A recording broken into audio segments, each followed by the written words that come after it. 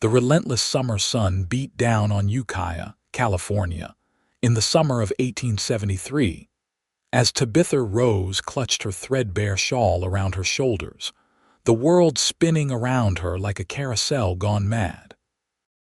3 days without food had left her weak, and the din of the bustling market only intensified the pounding in her head. She'd walked 10 miles from what remained of her family's farm, hoping to sell her mother's silver brooch, the last heirloom she owned. But no one seemed interested in luxuries when drought had the whole county in its grip. The smell of fresh bread from a nearby stall was torture, making her stomach cramp painfully. As Tabitha tried to approach the baker, her vision blurred at the edges. The ground beneath her feet seemed to shift and tilt. She reached out, grasping at empty air as her knees buckled.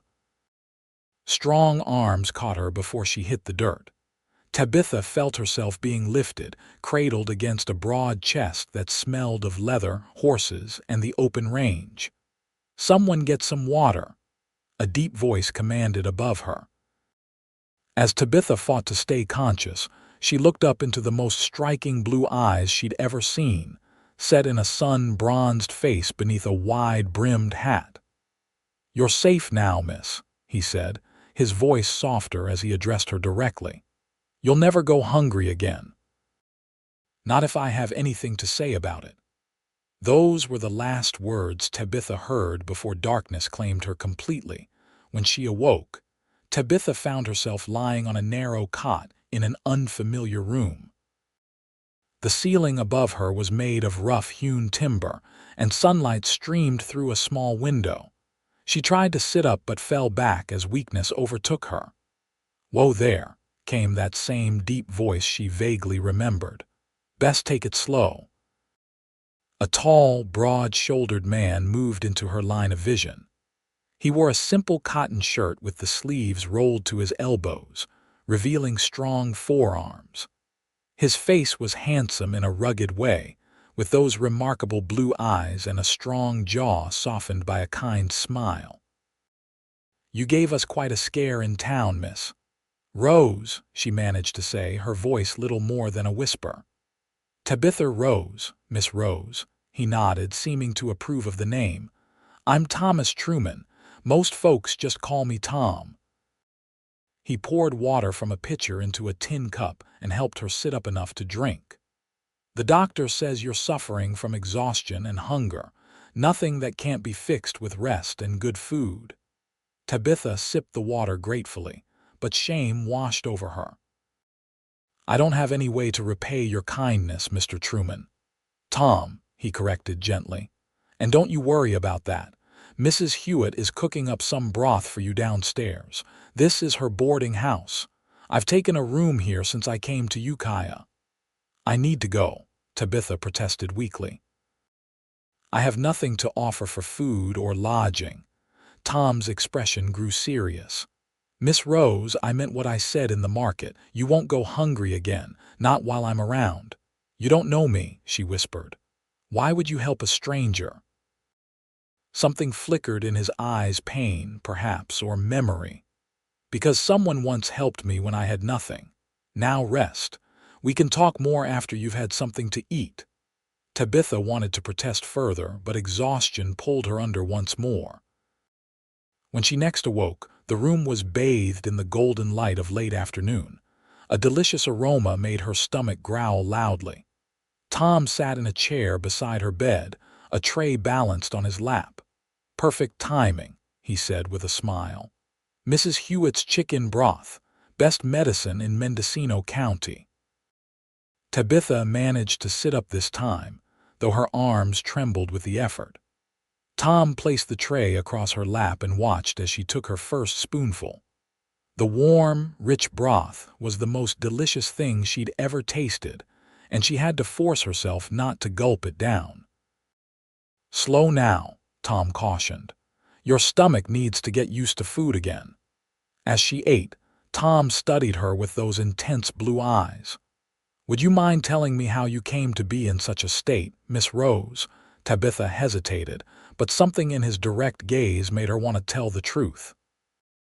"My father died last winter. Pneumonia. Mother and I tried to keep the farm going, but the drought." She swallowed hard. "Then fever took Mother 2 months ago. I've been trying to hold on, but there's no work for a woman, and the last of our food ran out days ago." Tom's jaw tightened. "Your farm, where is it?" 10 miles east. Small place near the creek that's gone dry now, not worth much without water." "And you walked all that way to town?" "In this heat," she nodded, embarrassed by her desperation. "You're a brave woman, Tabitha Rose." The way he said her name made her cheeks warm, and it wasn't from fever. "Foolish, more like," she murmured. "No, brave." He stood and took the empty bowl from her. "Rest now. Tomorrow, when you're stronger, we can talk about what comes next." "Mr. Truman, Tom," she corrected herself.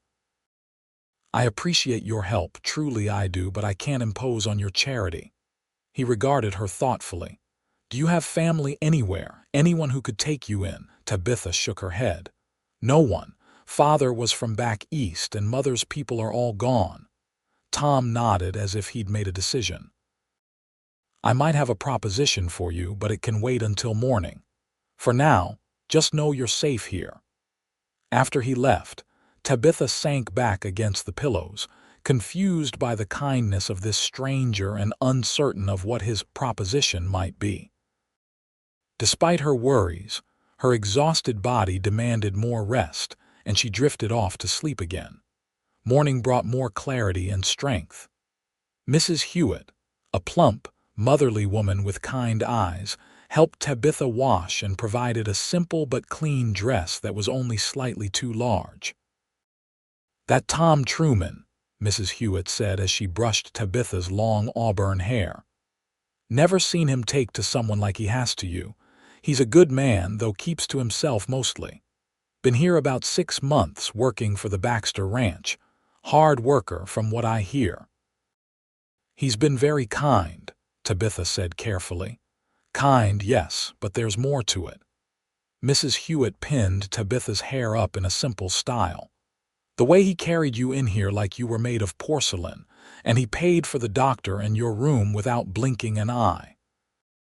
Tabitha felt her cheeks flush. "I can't accept such charity. As soon as I'm able, I'll find work and repay him." "You might want to hear what he has to say first," Mrs. Hewitt suggested with a knowing smile. Downstairs in the boarding house's small dining room, Tom was waiting.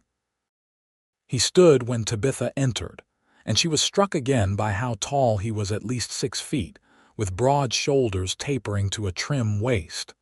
His dark brown hair was neatly combed and he'd shaved, revealing a strong jaw and the cleft in his chin. "Miss Rose," he said, pulling out a chair for her. "You look much better today." "Thank you. I feel better." She sat, acutely aware of how shabby she must appear even in Mrs. Hewitt's borrowed dress. "Mr. Truman, Tom, I need to thank you properly for your help yesterday, and to assure you I'll find a way to repay your kindness." "About that." He took the seat across from her as Mrs. Hewitt brought coffee and a plate of scrambled eggs and biscuits for Tabitha. "I mentioned I might have a proposition for you." Tabitha tensed, wondering what sort of proposition a man might offer a destitute woman. Despite his kindness, she barely knew him. Tom seemed to read her concerns. "Nothing improper, I assure you. I've been working as foreman at the Baxter Ranch. Mr. Baxter's getting on in years and his wife passed last year. He needs someone to cook and keep house. It's a respectable position with room and board, plus wages." Tabitha felt relief flood through her. "That's very kind of you to think of me, but I'm not sure Mr. Baxter would want to hire someone he's never met, especially someone who—" She trailed off, embarrassed. "Someone who's fallen on hard times," Tom finished for her. "Mr. Baxter's a good judge of character, and I'd vouch for you, unless cooking isn't something you can do." "Oh, I can cook," Tabitha said quickly. "My mother taught me well, and I kept our house in good order. Then it's settled. I'll take you out to meet him this afternoon if you feel strong enough." Tabitha hesitated, then nodded slowly. I would be grateful for the opportunity, Tom, truly. His smile made something flutter in her chest. Good. Eat your breakfast now, Mrs. Hewitt's eggs are almost as famous as her chicken broth. As they ate, Tom told her about the Baxter Ranch. It was one of the largest in the area, with several hundred head of cattle and a dozen working cowboys. Old Man Baxter, as everyone called him, was tough but fair, having built the ranch from nothing after coming west during the gold rush. He never found gold, Tom explained, but he found something better: good grazing land and a reliable water source. He's one of the few ranchers doing all right despite the drought. After breakfast, Tom excused himself to get the wagon ready. Mrs. Hewitt helped Tabitha gather the few belongings she had with her, just her mother's brooch and a small bundle of personal items she'd brought to town. That Tom Truman's a catch, Mrs. Hewitt said with a wink. And the way he looks at you, well, I wouldn't be surprised if his interest isn't purely charitable, if you know what I mean. Mrs. Hewitt, Tabitha exclaimed, scandalized. He's just being kind. If you say so, dear. The older woman patted her hand. Just keep your eyes open. Sometimes the good Lord works in mysterious ways. The ride to the Baxter Ranch took nearly an hour. Tom handled the team of horses with easy confidence, pointing out landmarks along the way. Tabitha found herself studying him when he wasn't looking: the strong profile, the capable hands on the reins, the way the corners of his eyes crinkled when he smiled. How did you come to work for Mr. Baxter? She asked as they crossed a wooden bridge over a nearly dry creek bed. Tom was quiet for a moment. I was passing through about 6 months ago, had been working ranches up north. Mr. Baxter needed a new foreman after his last one moved on, and he took a chance on me. You must be good at your job for him to trust you so quickly. Tom shrugged. I know cattle and I know men. The rest you can learn. He glanced at her. What about you? Have you lived in Ukiah all your life? Since I was 12. Before that, we lived in Oregon. Father was trying his luck at different places, mining, farming. Mother always said he had wanderlust in his blood. She smiled at the memory. When he finally settled here, Mother said it was because he'd found something worth staying for. Your mother sounds like a wise woman. She was. Tabitha blinked back sudden tears. I miss her terribly. Tom's large hand covered hers briefly. I know something about loss. It gets easier to bear, though it never goes away entirely. Before she could ask what losses he had suffered, the wagon crested a hill and the Baxter Ranch spread out before them, a large main house. Several outbuildings, barns, corrals, and in the distance, grazing cattle dotting the hillsides. It's beautiful, Tabitha breathed. It's a good place, Tom agreed. Could be your home if you want it to be. They pulled up to the main house, and an older man with a weathered face and white hair came out onto the porch. Truman, wasn't expecting you back so soon. His sharp eyes took in Tabitha. And who might this be? Tom helped Tabitha down from the wagon. Mr. Baxter, this is Miss Tabitha Rose, the lady I mentioned needing work. Sir, Tabitha said, smoothing her borrowed dress nervously. Harold Baxter. He studied her intently, then nodded. Truman says you know your way around a kitchen and can keep a house in order. Yes, sir. I'm a good cook and I'm not afraid of hard work.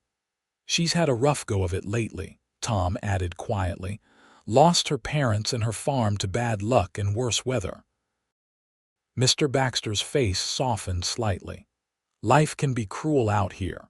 He looked at Tabitha again. Can you start today? My last housekeeper left a month ago, and I've been eating my own cooking since. The men are threatening mutiny if they have to suffer through another one of my stews. Tabitha couldn't help but smile. Yes, sir, I'd be happy to start right away. Good. Truman, show her the kitchen and her quarters, then get back to the north pasture. Those fence posts won't set themselves. As Mr. Baxter strode off toward the barn, Tabitha released a breath she hadn't realized she was holding. Tom grinned down at her. "See, nothing to worry about. He likes you already." "How can you tell?" she asked. He didn't scowl once. "That's practically a declaration of affection from old man Baxter." The kitchen was large and well-equipped, if a bit disorderly. Tabitha's quarters turned out to be a small but comfortable bedroom off the kitchen with its own door to the outside, affording her privacy while keeping her close to her work. "It's not fancy," Tom apologized, "but it's clean and dry." "It's perfect," she assured him, already mentally organizing how she would set things in order. After the fear of starvation and homelessness, this small room seemed like a palace. "I should get to work," Tom said reluctantly. Mr. Baxter wasn't joking about those fence posts. "Will you be all right?" "Yes, thank you, Tom, for everything." He touched the brim of his hat. "My pleasure, Miss Rose. I'll check on you later." After he left, Tabitha took stock of the kitchen. The pantry was well stocked, though disorganized. She would need to prepare dinner for Mr. Baxter, and the ranch hands probably a dozen men in total. Rolling up her sleeves, she set to work, determined to prove her worth on this first day. By the time evening approached, Tabitha had prepared a hearty beef stew, fresh bread, and an apple cobbler for dessert. The kitchen was spotless, and the large dining table in the adjacent room was set. As she rang the dinner bell, she felt a flutter of nervousness. What if the food wasn't to their liking? Mr. Baxter was the first to arrive, sniffing the air appreciatively. "Smells like heaven, Miss Rose. Been a long time since this house had proper cooking." The ranch hands filed in, removing hats and washing up at the basin by the door before taking their places. Tom was among the last, and his smile of approval when he saw her standing by the stove made her heart skip a beat. The meal was a success. The men ate with enthusiasm, complimenting her cooking between mouthfuls. Mr. Baxter had seconds of everything and declared the cobbler the best he'd had since his wife died. "You found a treasure, Truman," he said, slapping Tom on the back.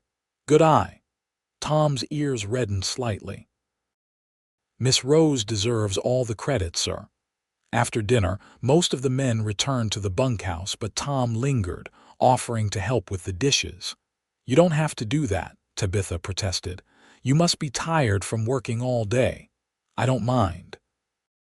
He rolled up his sleeves and plunged his hands into the dishwater. "Besides, it gives us a chance to talk. How was your first day?" "Good. Mr. Baxter seems pleased and everyone was very kind." "They'd better be," Tom said, a protective edge to his voice that made her smile. As they worked side by side, Tabitha felt a comfort in his presence that she couldn't explain. For the first time since her mother's death, she didn't feel entirely alone. "Tom," she said hesitantly, "I want to thank you again, not just for the job but for—" She struggled to find the words. "For catching you when you fell," he suggested gently. She nodded. "I was so afraid and ashamed. I never thought I'd be in such a desperate situation." "There's no shame in needing help, Tabitha." It was the first time he'd used her given name, and it sounded right coming from him. "We all need it sometimes." "Is that what happened to you?" she asked carefully. "Did someone help you when you needed it?" His hands stilled in the water. For a moment she thought she'd overstepped, then he nodded slowly. "Yes. After the war I fought for the Union. I was lost. No family to go back to, nightmares that wouldn't let me sleep. I drifted west, taking whatever work I could find. In Wyoming I collapsed during a cattle drive. Hadn't eaten in days.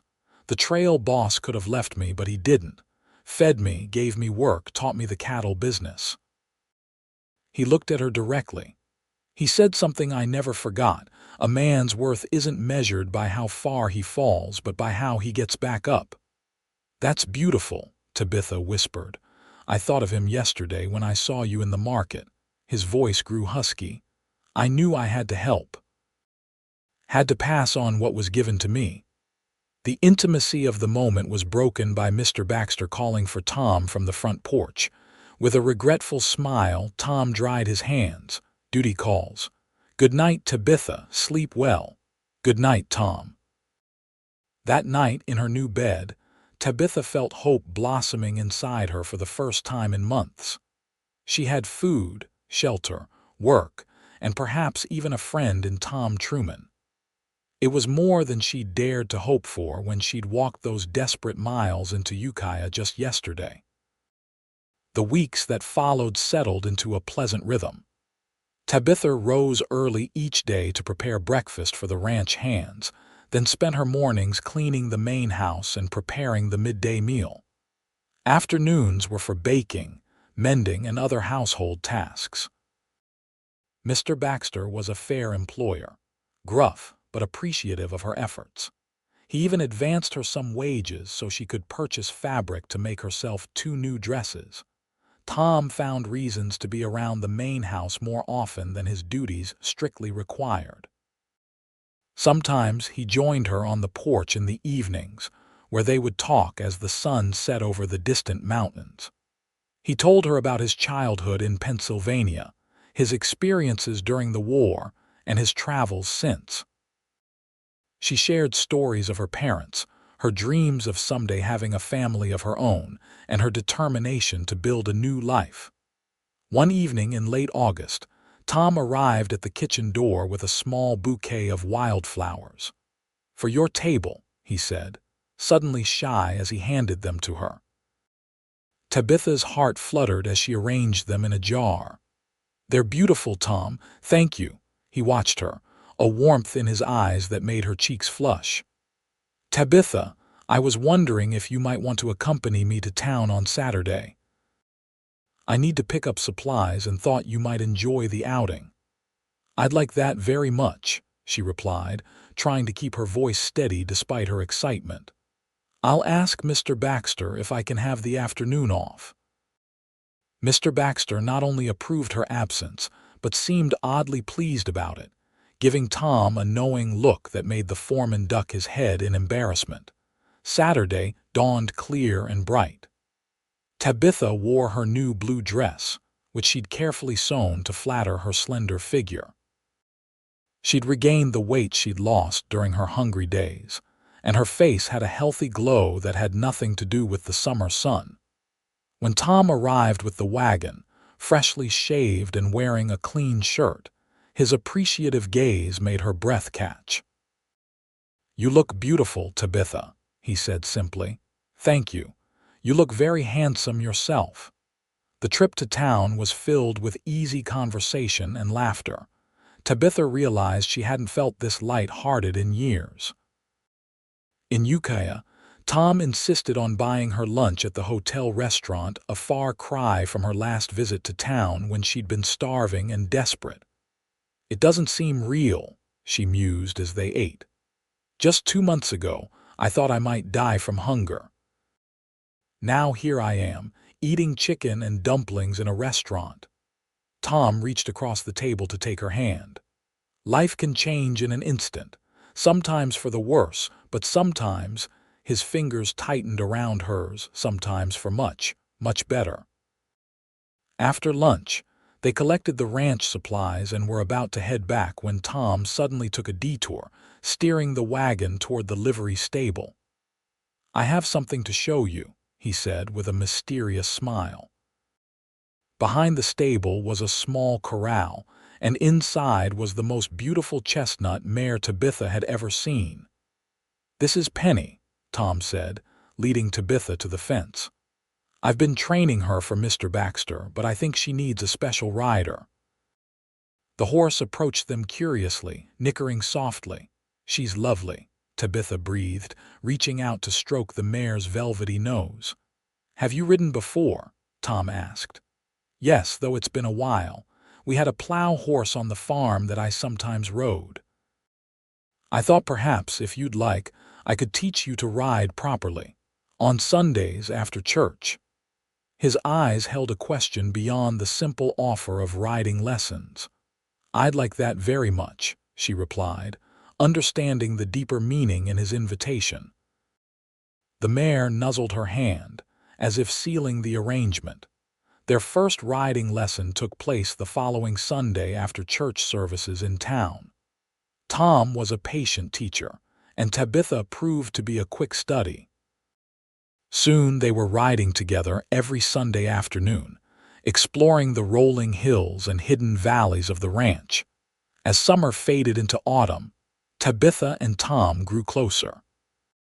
Their Sunday rides became the highlight of her week, precious hours when they could be alone together, away from the watchful eyes of the ranch hands and Mr. Baxter's knowing smiles.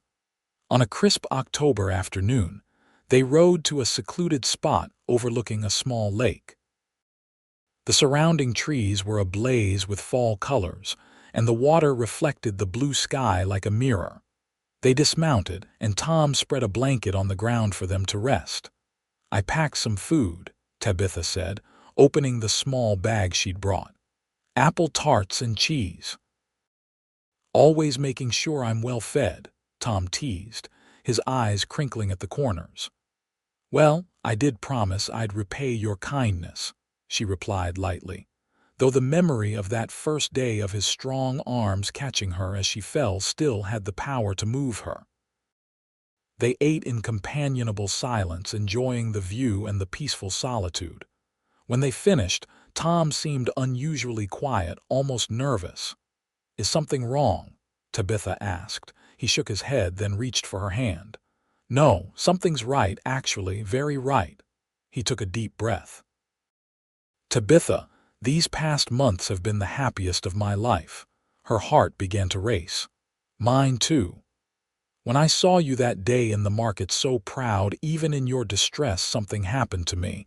I knew I had to help you, but it was more than that." His blue eyes held hers intently. "I think I started falling in love with you right then." Tabitha's breath caught. "Tom, I know it might be too soon," he hurried on, "and I'm just a ranch foreman with little to offer, but I need to tell you how I feel. I love you, Tabitha Rose." More than I thought it was possible to love anyone. Tears sprang to her eyes, but they were tears of joy. "I love you too, Tom, so much." His face lit up with such hope and happiness that she couldn't help but laugh through her tears.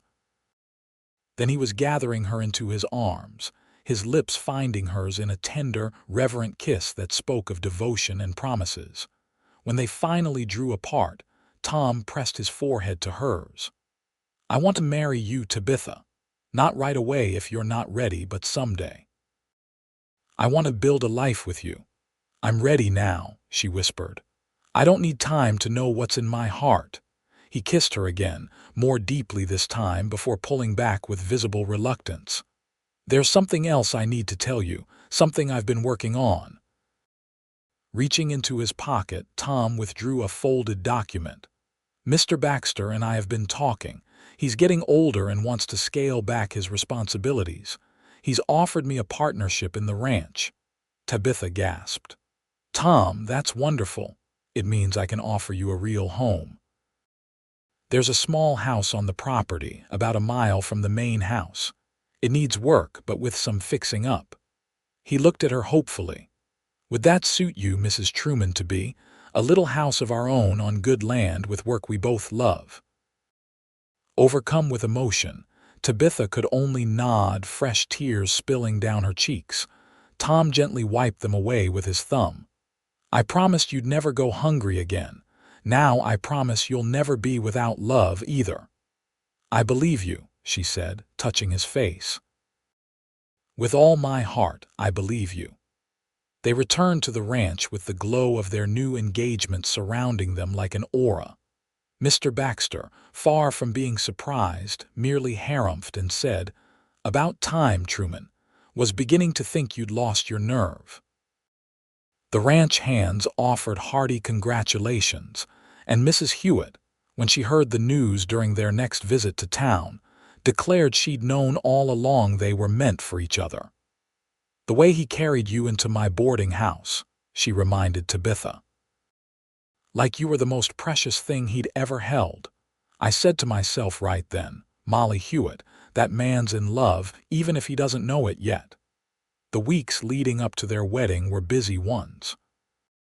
Tom worked on fixing up their future home, while Tabitha prepared her trousseau and continued her duties at the main house. Mr. Baxter insisted on hosting the wedding at the ranch and sparing no expense. "Haven't had a celebration around here in too long," he declared. "And you two deserve a proper send-off." They were married on a bright November day, with the mountains in the distance touched by the first snows of winter. The ceremony was held in the town church, with Reverend Simmons officiating. Tabitha wore a new dress of ivory silk that Mrs. Hewitt had helped her make, and Tom looked impossibly handsome in a new suit. "I take thee, Tabitha, to be my lawfully wedded wife," Tom said, his voice steady and sure as he slipped his mother's ring onto her finger. "To have and to hold from this day forward, for better, for worse, for richer, for poorer, in sickness and in health, until death do us part." When Tabitha spoke her vows in return, she put all her heart into the words, knowing they were a sacred promise she would keep all her life. The celebration afterward at the ranch was everything Mr. Baxter had promised: tables groaning with food, music from a local fiddler and pianist, dancing in the barn cleared for the occasion, and enough good wishes to last a lifetime. As evening fell, Tom led Tabitha away from the festivities to a waiting buggy. "Ready to see our home, Mrs. Truman?" he asked, his eyes shining with love and anticipation. "More than ready, Mr. Truman," she replied, her heart full to bursting. Their home was everything Tom had described and more.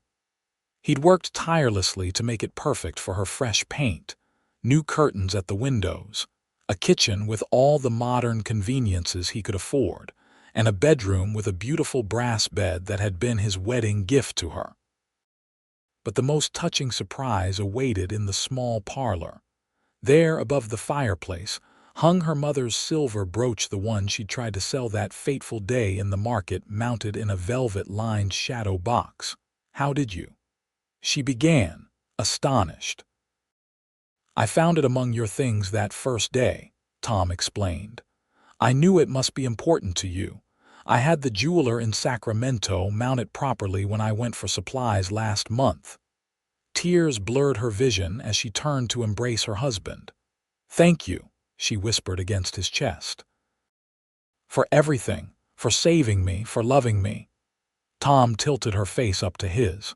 "You saved me too, Tabitha. I was just existing before, now I'm truly living."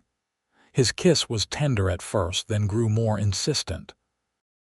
As the night deepened around their new home, they discovered each other as husband and wife, their love a beacon against the darkness, a promise of all that was to come.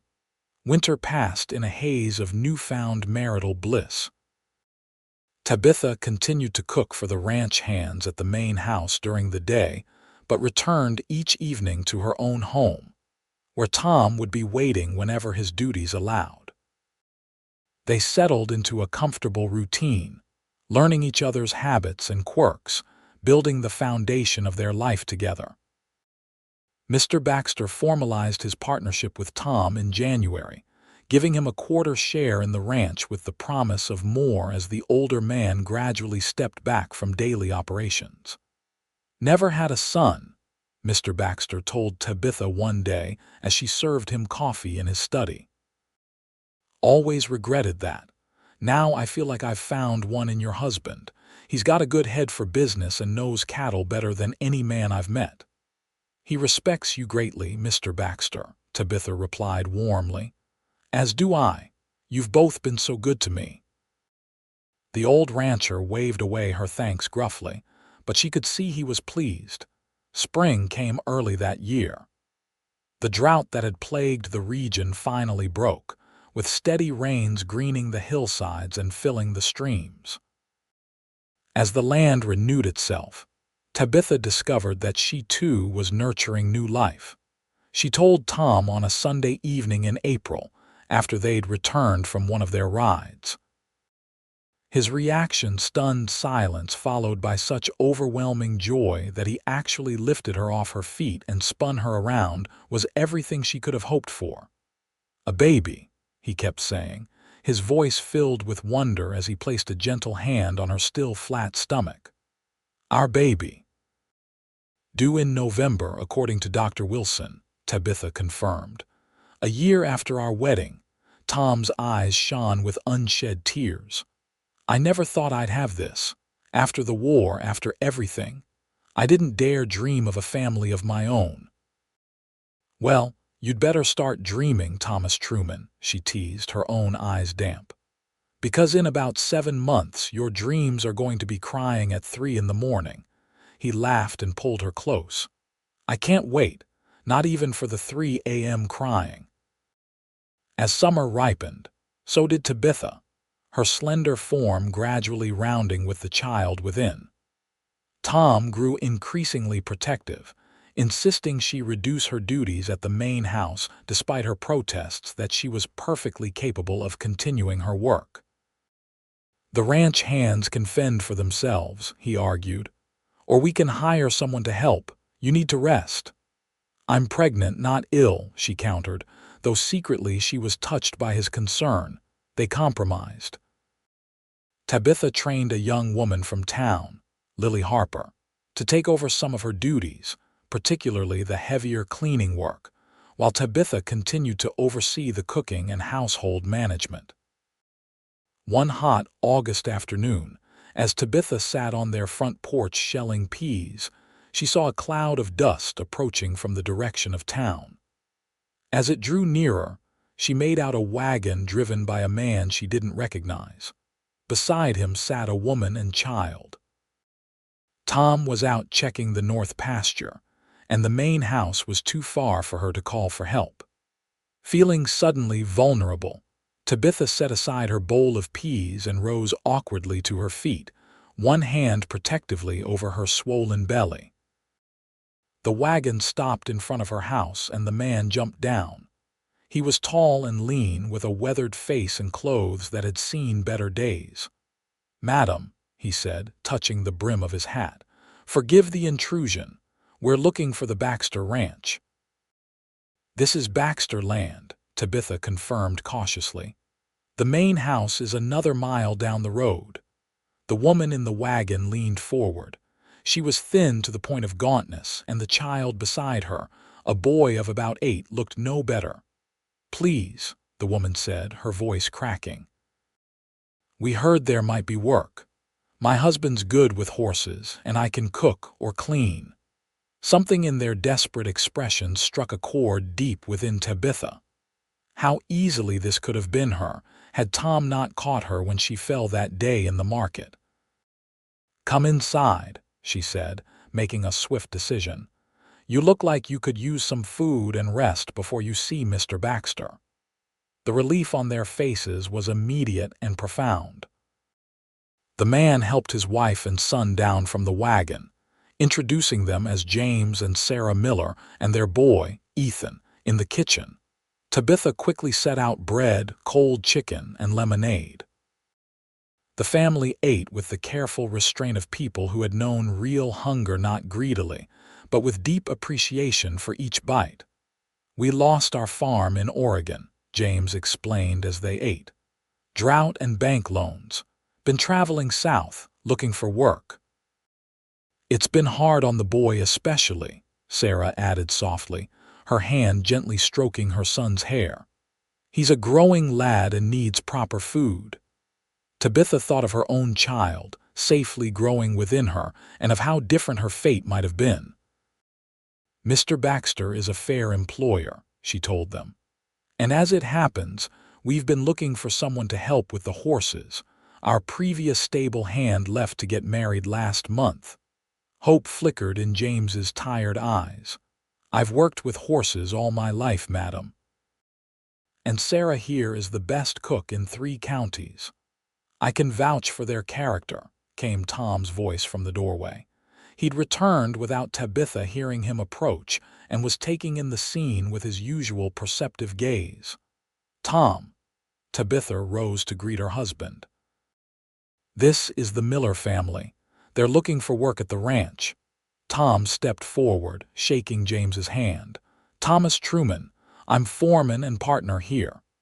His eyes met Tabitha's, and she could see he understood exactly what had drawn her to help these strangers. "Any friend of my wife's is welcome here." By the time Tabitha served coffee and pie, Tom had already worked out arrangements for the Millers. James would take over as stable hand, living in the small cottage behind the barn. Sarah would help Lily with the household duties, giving Tabitha more time to rest as her pregnancy advanced. "You didn't even consult Mr. Baxter," Tabitha said later that evening as they prepared for bed. Tom smiled, drawing her into his arms, her rounded belly between them. "Mr. Baxter trusts my judgment. Besides, I saw the way you looked at that family. How could I say no?" She laid her head against his chest, hearing the steady beat of his heart. "They reminded me of myself, of how close I came to." "I know." He kissed the top of her head. "And now you've passed on the kindness that was shown to you. That's how it should be." "You're a good man, Thomas Truman." "I'm a lucky man," he corrected. "The luckiest man in California."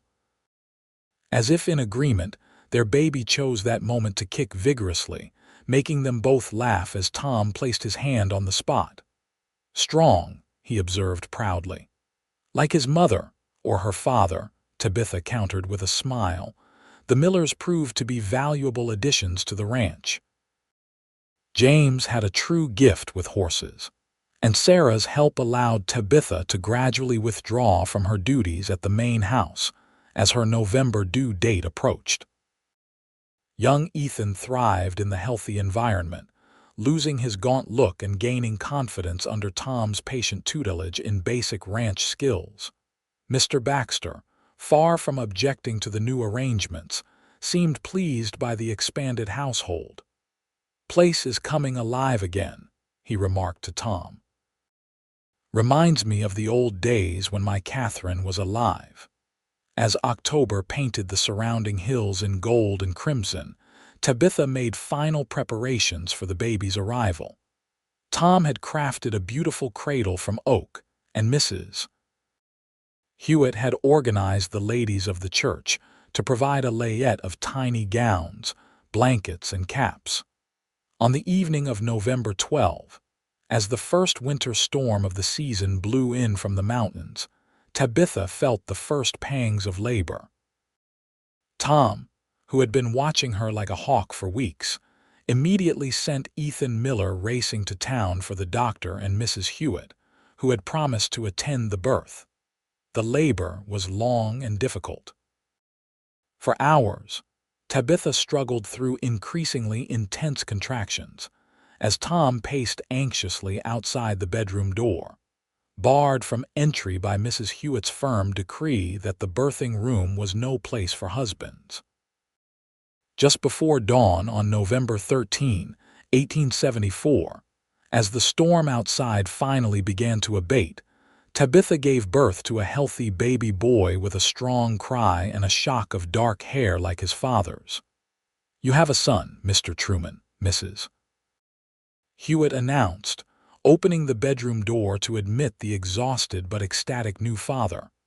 Tom approached the bed with reverence, his eyes fixed on the tiny bundle in Tabitha's arms.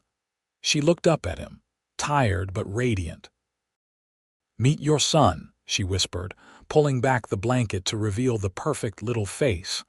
Tom sank to his knees beside the bed, overwhelmed by emotion. "He's beautiful," he managed to say, his voice thick. "Just like his mother." Gently, Tabitha placed the baby in his father's arms. Tom cradled him with infinite care, his large hands making the newborn look even tinier. "What shall we name him?" he asked, not taking his eyes from his son's face. "I was thinking of Jacob," Tabitha suggested. "After your father." Tom looked up in surprise. She had remembered the name from one of their many conversations about his childhood. "Jacob Thomas Truman," he said, testing the name. "It's perfect." Mrs. Hewitt and the doctor discreetly withdrew, leaving the new family to their private joy. "I was so afraid," Tom admitted when they were alone. "When I heard you crying out in pain and there was nothing I could do to help you." "But you did help me," Tabitha assured him. "Every day since you caught me in that marketplace. You saved me, Tom, and now you've given me this precious gift." "No, Tabitha, you're the gift." He leaned forward to kiss her tenderly. "You and Jacob, more than I ever dreamed possible." Little Jacob thrived from the start, growing and developing rapidly under the adoring eyes of his parents. Tom proved to be a natural father, as comfortable changing diapers and walking a fussy baby at night as he was managing cowboys and cattle. Christmas that year was especially joyous. Mr. Baxter insisted on hosting a celebration at the main house for all the ranch employees and their families. He presented Jacob with a silver rattle that had belonged to his own wife's family, and Tom and Tabitha with a deed to 5 acres of prime ranch land adjacent to their home. "For when your family grows," the old rancher said gruffly, "every boy needs room to run." Tabitha, deeply moved by his generosity, impulsively kissed his weathered cheek, causing him to blush and harumph in embarrassment. As the years passed, the Truman family did indeed grow. Jacob was joined by a sister, Catherine, named after Mrs. Baxter, in 1876, and another brother, Samuel, in 1878. Each child brought new joy to their home, which Tom expanded as needed, adding rooms and eventually building a larger house on their growing property. The Baxter Ranch prospered under Tom's management. When Harold Baxter passed away peacefully in his sleep in 1880, he left the bulk of his estate to Tom, with generous provisions for all the ranch employees who had served him faithfully. "He had no family but us," Tom told Tabitha as they stood by the old man's grave. "He said you brought life back to the ranch and to him." "He gave us so much," she replied, wiping away tears. "A chance when we needed it most." "That's what we'll do with this legacy," Tom decided. "Give others chances when they need them, and they did." Over the years, the ranch became known as a place where honest work and fair treatment could be found. The Trumans hired many who had fallen on hard times, families displaced by drought or economic hardship, widows with children to support, veterans struggling to find their place after war. "Not charity," Tom would always insist. "Just a fair chance." Tabitha never forgot her own desperate days of hunger. She organized food drives through the church when harvests were poor and established a small fund to help families in emergency situations. Whenever she heard of someone in dire need, she would tell Tom, "Remember when you said I'd never go hungry again? Let's make that true for them too." He never refused. Their children grew strong and compassionate, learning from their parents' example. Jacob, with his father's height and his mother's gentle spirit, showed an early aptitude for veterinary medicine and eventually trained back east before returning to care for the animals of Ukiah and surrounding areas. Catherine, spirited and determined, became a teacher, founding a small school on ranch property for the children of employees and nearby families who couldn't easily reach the town school. Samuel, the youngest, inherited his father's head for business and gradually took over more of the ranch management as Tom and Tabitha entered their later years. On a golden afternoon in the autumn of 1898, Tom and Tabitha sat on the porch of their home, watching their grandchildren play in the yard. 25 years had passed since that fateful day in the Ukiah marketplace. Silver now threaded their hair, and the years had left gentle lines on their faces, but their love had only deepened with time. "You ever think about how differently our lives might have gone?" Tabitha asked, her hand finding his as it had thousands of times over their years together. Tom squeezed her fingers gently. Sometimes, if I hadn't gone to town that day, if you hadn't gathered your courage to try one last time to sell that brooch, if you hadn't caught me when I fell, she added softly. I think about that moment often, he admitted. How pale you looked. How brave, even in your distress. When I said you'd never go hungry again, I meant it with all my heart. And you kept your promise, Tabitha said, leaning her head against his shoulder.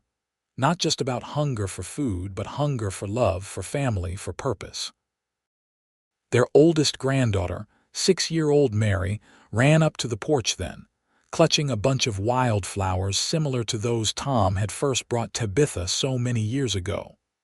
For you, Grandma, the child said, presenting them proudly. Thank you, sweetheart, Tabitha replied, breathing in their fragrance. They're beautiful. As Mary ran back to her cousins, Tom put his arm around his wife. Are you happy, Tabitha Truman, with the life we've built? She looked out at their expanded home, the prosperous ranch beyond, their children and grandchildren, all growing from that single moment of compassion in a dusty marketplace. Then she turned to the man beside her, whose blue eyes still looked at her with the same love and wonder they had shown on their wedding day. Happier than I ever dreamed possible, she answered truthfully. Every day with you has been a blessing, Tom. He kissed her then, tenderly, as if they were still those young lovers by the lake, with all of life before them. And we still have many blessings to come, he promised. As the sun began its descent behind the distant mountains, casting long golden shadows across the land they had nurtured together, Tabitha knew with absolute certainty that he was right. Their story, begun in hunger and desperation, had blossomed into a legacy of love, compassion, and abundance that would continue long after they were gone. That night, as they prepared for bed in the room they had shared for a quarter century, Tom took her in his arms once more. I caught you when you fell, he murmured against her hair, but you caught me too, Tabitha. You caught my heart and gave me a home when I didn't even know I was looking for one. And I'll keep holding it safe, she promised, for all our days to come. In the years that followed, the Truman Ranch became one of the most respected in Northern California. Their methods of cattle raising were progressive yet sustainable, and ranchers from as far away as Montana came to learn from them. Their children continued the legacy of compassion their parents had established, ensuring that the ranch remained a place where honest work and fair treatment were paramount. Tom and Tabitha celebrated their golden wedding anniversary in 1923, surrounded by 3 generations of their family. Though age had slowed their steps and whitened their hair, the love between them remained as vibrant as ever. 50 years, Tom marveled as they danced slowly to the music of a string quartet hired for the occasion. And I'd choose every one of them again, just to be with you. Even the difficult ones, Tabitha teased. There had been hard times, droughts, economic downturns, the heartbreaking loss of their daughter Catherine to influenza in 1918. Especially those, he answered seriously, because we faced them together. When Tom passed away peacefully in his sleep 2 years later, Tabitha mourned deeply, but found comfort in their children, grandchildren, and the community they had built together. She often told the story of how they met, of hunger and desperation, transformed by love and compassion to younger generations, ensuring that the values they had lived by would continue. In her final years, as a new century brought unprecedented changes to the world around her, Tabitha remained a beloved figure in Ukiah. Children who had never known hunger thanks to the Truman family's generosity would bring her flowers and sit at her feet to hear tales of the Old West, and the cowboy, who had promised that a young woman would never go hungry again, a promise that had grown to nourish not just one life, but an entire community.